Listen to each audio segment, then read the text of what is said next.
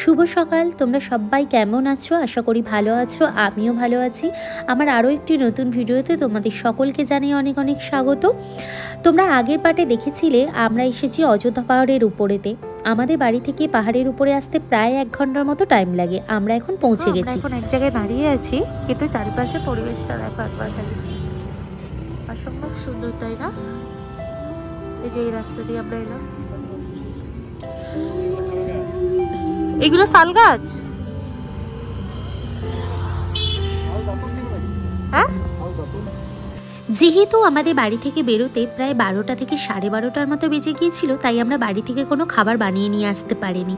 তো আমরা সেই জন্য পাহাড়ের উপরে এসে একটি দোকান দেখেছি, সেখানেই আমাদের খাবার বানাবো। এই দাদার দোকানেতে চিকেন বানাচ্ছি। এই দেখুন এনার দোকানটা, আর এখানে শিলে বেটে রান্না করা হয় আগেকার দিনের মতো। হ্যাঁ, দাদা নিজেই শিলে বাটবেন। আমরা এখনকার মেয়ে হয়ে এত কিছু করতে পারি না, কিন্তু আমার বয়স হচ্ছে 54 বছর, তবু এখন কিন্তু শিলে বাটা আমার সব অভ্যেস আছে। বাহ, আমরা কিন্তু শহরের মেয়েরা এত কিছু করতে পারি না। আরে বাবা, এখনের মেয়েরা তো আর পারবে না, সব তো ভুলে গেছে।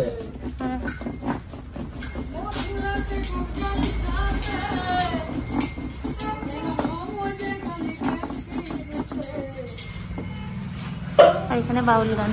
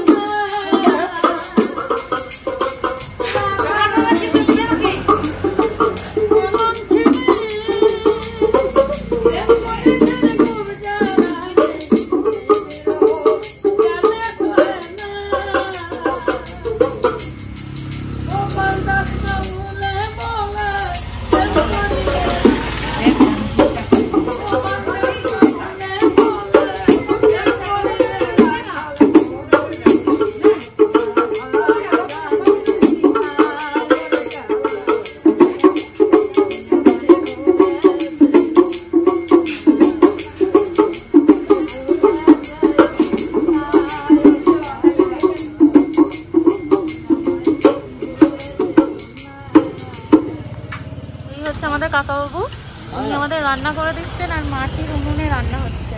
হ্যাঁ, মাটির উনুন, কাঠে জ্বালানো, আর হচ্ছে পিসানো মশলা। হ্যাঁ, টেস্ট তো দারুণ হবে। হ্যাঁ, টেস্টি দারুণ, টেস্টি দারুণ। আজকাল তো সব মেয়েছেরা ভুলে গেছে রে বাবা মশলা বাটতে।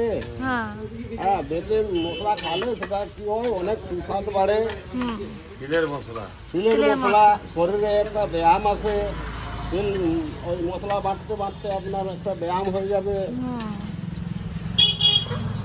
আগেকার জিনিস ওই জন্য অত সুন্দর টেস্ট ছিল। হ্যাঁ,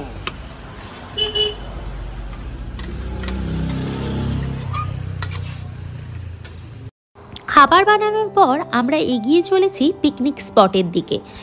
অনেক মানুষ এখানে পিকনিক করতে এসেছে, দূর দূরান্ত থেকে, কলকাতা শহর থেকে বেশি মানুষ কিন্তু এখানে পিকনিক করতে এসেছে। 31 দিন রাত্রিবেলা অনেকেই এখানে চলে আসে 1 জানুয়ারিটা সুন্দরভাবে কাটিয়ে রাতে বেরিয়ে পড়ে বাড়ির উদ্দেশ্যে। এখানকার বেশিরভাগ মানুষকেই কিন্তু কলকাতা শহর থেকে আসতে দেখতে পাওয়া যায়। আমাদের পুরুলিয়ার মানুষও যে পিকনিক করেনি সেটা বলাটা একদম ভুল হবে। অনেক অল্প বয়স্ক মেয়েরা এবং ছেলেরা এবং বউয়েরাও কিন্তু গাড়ি ভাড়া করে পিকনিক করতে এসেছে। আমাদের হাতে খুব কম সময় থাকতে আমরা সকাল সকাল ঘুম থেকে উঠে স্নান করে বেরিয়ে পড়েছিলাম। আমাদের হাতে কম সময় থাকাতেও আমরা পিকনিক করার জন্য কোনো সামগ্রী আনতে পারিনি।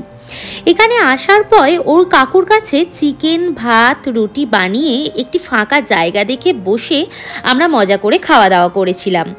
চারিদিকে ঘুরিয়েওছি। যাদের হাতে খুব কম সময় থাকে তারা এখানে এসে রান্না করিয়ে নিয়ে জঙ্গলের মধ্যে বসে মজা করে খাওয়া দাওয়া করতে পারো। খাওয়া দাওয়া করবার পর আমরা রওনা দিলাম আপার ড্যামের উদ্দেশ্যে। একদিকে জল থই থই ড্যাম আর অন্যদিকে সুন্দর পাহাড়ের ঢালে ঢালে জঙ্গলের দারুণ ভিউ। এত সুন্দর ভিউয়ের মধ্যে যদি আমরা ফটোশ্যুট না করি তাহলে কিন্তু মনে হয় অনেক কিছু মিস করলাম। যারা এখানকার লোকাল মানুষ আছে তারা তাদের হাতের তৈরি ব্যাগ, হার, মুখোশ আরও অন্যান্য জিনিস বিক্রির জন্য নিয়ে বসেছেন। পুরুলিয়া যে শুধু অযোধ্যা পাহাড়ের জন্য বিখ্যাত তা কিন্তু না, পুরুলিয়া আরও একটি জিনিসের জন্য বিখ্যাত, তা হলো ছৌ নাচ। অনেক সময় আমাদের সময়ের অভাবের জন্য দার্জিলিং যাওয়া হয়ে ওঠে না। দার্জিলিংয়ের মতো আনন্দ পেতে চাও যদি তবে একবার ঘুরে যেতে পারো। এখানকার আদিবাসী মানুষরা জঙ্গলে কাঠ বিক্রি এবং হাতের তৈরি জিনিস বিক্রি করে জীবনযাপন করে। এবার বলি এখানকার আদিবাসীদের সম্বন্ধে। আদিবাসী নামটা শুনলে আমাদের অনেকের ধারণা অনেক রকম হয়। আসলেই কিন্তু এখানকার আদিবাসীরা মনের দিক থেকে অনেক ভালো মনের হয়। গরু, ছাগল, ভেড়া, মুরগি চাষ এদের প্রধান জীবিকা। সুন্দর সুন্দর মাটির বাড়ির ভিতরে সুন্দর সুন্দর কারুকার্য করতে এরা পছন্দ করে এবং এই কারুকার্যর মাধ্যমে তাদের জীবিকাগুলো ফুটিয়ে তুলতে থাকে। এখানকার আদিবাসীরা সুন্দর সুন্দর মুখোশ বানাতেও এক্সপার্ট। এখানকার ভাষাতে কিন্তু এক ঐতিহ্য মিশে আছে। সুন্দর পুরুলিয়া, সুন্দর পরিবেশ থেকে মুগ্ধ হয়ে উঠবে তোমরা। যারা এখানে রাতে স্টে করবে তারা চাইলে বনফায়ারও করতে পারো। আবার এখানকার সুন্দর ছৌ নাচের ব্যবস্থাও রয়েছে। পুরুলিয়া এলে শুধু যে অযোধ্যা পাহাড় ঘুরবে তা কিন্তু না, তার সঙ্গে জয়চণ্ডী পাহাড়, গড়পঞ্চকোট, পাঞ্চেত, মাইথন একবার ঘুরে দেখে যেও। অযোধ্যা পাহাড়ের উপরে ময়ূর পাহাড় এবং সঙ্গে মুখোশ গ্রামও আছে, সেখানেও একবার ঘুরে যেও। আমাদের সময়ের অভাবে এইসব জায়গাগুলো কিন্তু একদম যাওয়া হয়ে ওঠেনি। অনেক ঘোরাঘুরি করবার পর অবশেষে আমাদের এবার বাড়ি ফিরবার পালা। এখন ঘড়ির কাঁটায় প্রায় 4টের মতো বেজে গেছে। সূর্য মামা পাহাড়ের গায়ে ঢলে পড়েছে। এবার যদি আমরা বাড়ি না ফিরি তবে আমাদের বাড়ি ফিরতে অনেকটা দেরি হয়ে যাবে। পাহাড়ের এই আঁকাবাঁকা পথ দিয়ে খুব সুন্দরভাবে যদি ড্রাইভ না করা যায় তাহলে কিন্তু কোনো রকমভাবে ঘটনা ঘটতে পারে। তাই খুব সাবধানে গাড়ি চালানোটা খুব প্রয়োজন। অন্ধকার হয়ে এলে নিচে নামতে আমাদের ভীষণ অসুবিধে হবে। যেহেতু আমরা মোটরসাইকেল নিয়ে গিয়েছিলাম তাই একটু প্রবলেম হবে। যারা 4 হুইলারে যাবে তাদের কোনো সমস্যা হবে না। তাই আমরা বেরিয়ে পড়েছি বাড়ির উদ্দেশ্যে।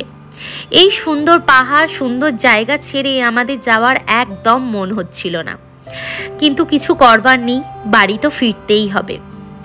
তবে পাহাড়ের শাল, মৌহা সমস্ত কিছু যেন বারবার পিছু থেকে ডেকে বলছে, যাস না, থেকে যা। এতটা পথ দেখানোর পর তোমাদেরকে একটা গান শোনাতে মন চাইলো। যদিও আগের ভিডিওতেই তোমরা অনেকেই বলেছো এই গানটা করবার জন্য, তাই আমি তোমাদেরকে শোনাচ্ছি। এই পথ যদি না শেষ হয় তবে কেমন হতো তুমি বলো তো, যদি পৃথিবীটা স্বপ্নের দেশ হয় তবে কেমন হতো তুমি বলো তো। লা লা লা লা লা লা লা লা। আসলে এত ঘোরাফেরা করবার পর আমার কিন্তু গলার অবস্থা একদম খারাপ হয়ে গেছে, তাই হয়তো ভালো করে গানটা করতে পারিনি, তবে তোমরা কিন্তু মানিয়ে গুছিয়ে নিও। জানি অতটা ভালো গান করতে পারি না, তবু তোমরা যেহেতু অনেকেই বলেছিলে তাই একবার চেষ্টা করলাম, করে দেখলাম যে আমি সত্যি আদৌ গান টান করতে পারি কিনা। জানি তোমাদের দাদাভাই এই ভিডিওটা যখন দেখবে ভীষণ হাসবে, কিন্তু কিছু করার নেই, তোমাদের রিকোয়েস্ট তো রাখতেই হবে।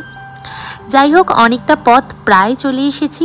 এখন আমরা যাচ্ছি একটি জায়গার উদ্দেশ্যে। এতটা দূর এসেছি, চারিপাশটা একটু দেখবো না তা তো হয় না, তার সঙ্গে আমরা তো তবুও এই আর কি শহরটা ঘুরেছি, অযোধ্যা পাহাড়টা। কিন্তু আমার যে দুই ভাগনা আর একজন ভাইপো এসেছে, মানে আমার হাজব্যান্ডের, ওরা কিন্তু অযোধ্যা পাহাড়ের অনেক জায়গায় ঘোরেনি, তাই ওদেরকে দেখানোর জন্য সেখানটা নিয়ে যাচ্ছি।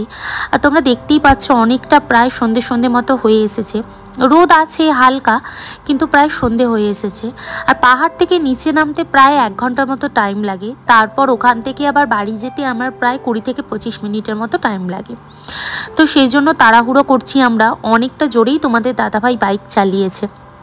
তার সঙ্গে রাস্তায় যেতে যেতে দেখছি অনেকেই কিন্তু ওই ট্যুরিস্ট হয় না, তারা বেশ বাইকে করে সমস্ত সরঞ্জাম নিয়ে যাচ্ছে অযোধ্যা পাহাড় থেকে বেরিয়ে আবার হয়তো কোথাও যাবে। যাই হোক, আমরা সেই জায়গাটায় পৌঁছে গেছি, কিন্তু এখানে যাওয়ার পর দেখলাম এখানকার যে ঝর্ণার গেটটা সেটা বন্ধ করে দিয়েছে, তাই আমরা দেখতে পারিনি, বাড়ি ফিরতে হলো। এখান থেকে 2টো ব্যাগ কিনেছি, নিয়ে তারপর বাড়ি ফিরছি। আর ফেরার পথে নামার পথে একদম দেখো অন্ধকার হয়ে গেছে, কুয়াশা পড়তে শুরু করে দিয়েছে। ওই যে বললাম না, তাড়াতাড়ি যদি না নামি চারিপাশ কুয়াশা পড়ে অন্ধকার হয়ে যাবে, তখন সামনে কি হচ্ছে না হচ্ছে কিছুই দেখা যাবে না। আর বিপদ নিয়ে তো নিচে নামা যায় না, যেহেতু আমরা আজকে থাকবো না ঠিক করেছি।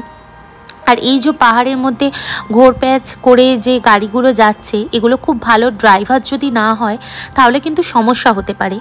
সেই জন্য আমরাই আর কি ঠিক করেছিলাম তাড়াতাড়ি লাইট থাকতে থাকতে নিচে নেমে যাব, তারপর সমতল রাস্তায় যেতে কোনো অসুবিধা হয় না। কিন্তু এরকম ঘুরে ঘুরে নামাটাই একটু মানে কষ্টজনক, যদি দুর্ঘটনা কিছু ঘটে যায় এরকম একটা ব্যাপার।